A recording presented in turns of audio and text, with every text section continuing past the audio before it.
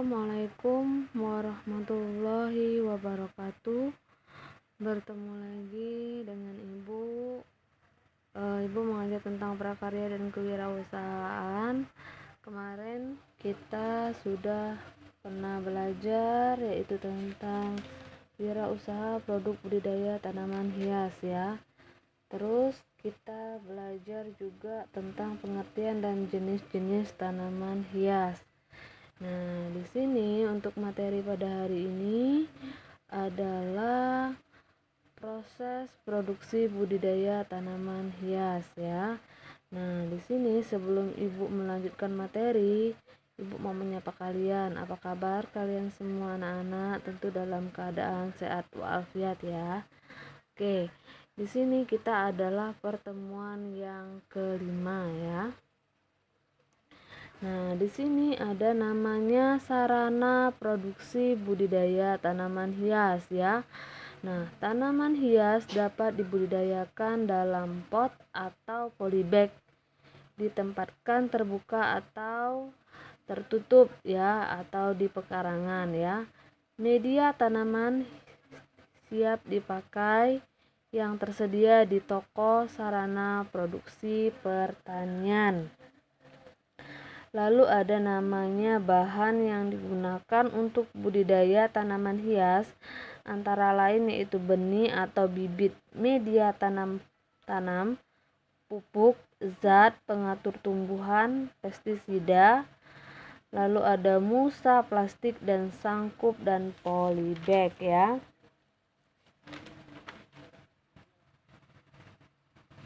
Lanjut ya, yang kedua ada namanya teknik budidaya tanaman hias.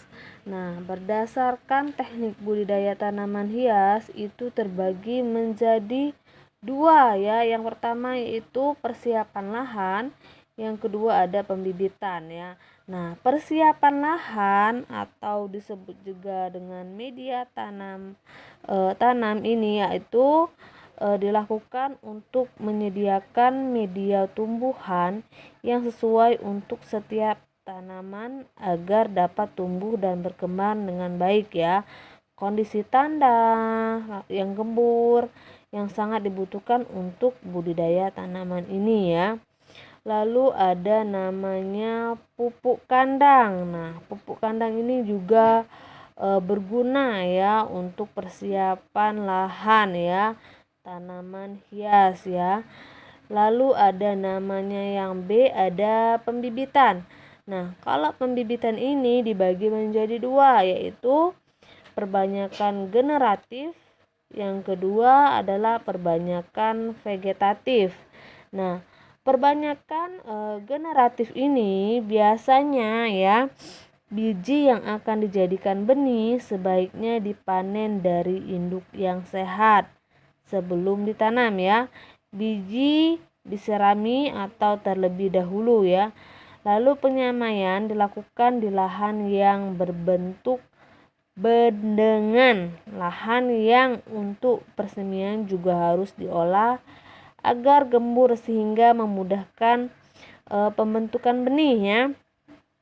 Nah, contoh tanaman yang hias yang banyak digunakan untuk perbanyakan generatif itu biasanya benih anthurium dan adenium ya.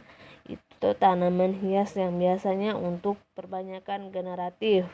Lalu yang kedua ada namanya perbanyakan vegetatif, merupakan organ-organ vegetatif. Keuntungan perbanyakan dapat menghasilkan bibit yang seragam ya, dalam jumlah yang banyak ya. Nah, itu biasanya menggunakan organ akar, batang, daun, tunas, dan umbi ya yang biasanya digunakan. Nah, lalu contoh yang biasanya digunakan yaitu adalah bunga lili ya. Lalu ada galodio dan kana. Itu adalah jenis tanaman yang menggunakan perbanyakan vegetatif. Lalu, nah, di sini ada juga namanya perbanyakan vegetatif, itu ada dibagi lagi menjadi dua.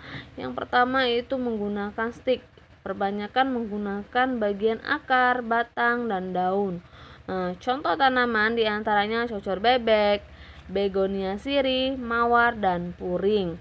Lalu yang B ada perundukan. Perundukan yaitu perbanyakan dengan cara merundukkan bagian tanaman ke tanah sehingga mengindikasikan munculnya akar. Perundukan ini biasanya dilakukan misalnya pada tanaman melati dan alamanda ya. Nah, yang C selanjutnya ada namanya penyambungan.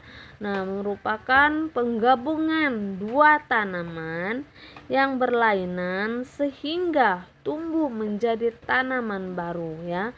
Contoh tanaman hias yang diperbanyak dengan penyambungan adalah mawar dan adenium. Ini adalah salah satu contoh ya biasa yang digunakan ya. Itu ada contoh itu yang pertama yaitu potong bagian batang dan dari tumbuhan ya. Lalu potong bagian batang dari tumbuhan yang kedua. Lalu sambung batang tumbuhan satu dan tumbuhan yang kedua ya. Lalu ikat kedua batang tumbuhan tersebut. Nah, ini adalah salah satu atau gambar contoh dari penyambungan. Lalu yang ketiga ada namanya penanaman. Nah, kalau penanaman ini sebaiknya dilakukan pada pagi hari atau sore hari ya. Penanaman dilakukan pada lahan tanam yang sudah gembur ya, tanahnya gembur ya. Lalu ada namanya pemupukan. Pemupukan merupakan kegiatan penambahan unsur hara untuk mencapai kebutuhan tanaman ya. Biasanya digunakan yaitu pupuk organik dan pupuk anorganik ya. Lalu ada yang kelima, itu ada namanya pemeliharaan. Kalau pemeliharaan ini dibagi menjadi 4 ya. Yang pertama yaitu penyulaman, yang B atau yang kedua ada penyiraman, yang C ada pembubukan atau yang ketiga ya. Yang D atau 4 ada penyiangan ya. Lalu ada namanya 6 pengendalian orgasme pengganggu atau disebut dengan OPTD ya. Orgasme pengganggu tanaman dapat menghambat tumbuhnya dan perkembangan tanaman hias ya. Maka biasanya pada tanaman ini ya dilakukan dengan menggunakan pestisida ya. Selain itu juga dapat dilakukan secara manual dengan mencabut atau membuang tanaman yang terserang atau terkena hama ya. Lalu ada namanya panen dan pasca panen ya. Untuk menghindari penurunan hasil ya, hasil panen, maka kegiatan panen dan pasca panen harus dilakukan dengan hati-hati ya. Nah, panen biasanya dilakukan pagi atau sore hari ya.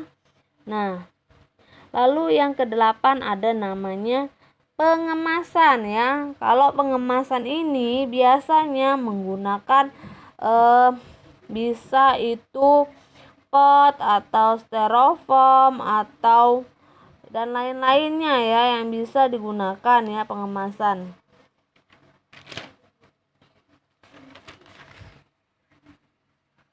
Nah, itulah materi untuk hari ini. Apabila ada anak yang ingin bertanya atau kurang jelas bisa melalui WA Ibu pribadi atau WA grup ya. Ini ada 2 soal, kerjakan ya. Itulah materi pada hari ini. Ibu akhiri, wabillahi taufiq wal hidayah. Wassalamualaikum warahmatullahi wabarakatuh.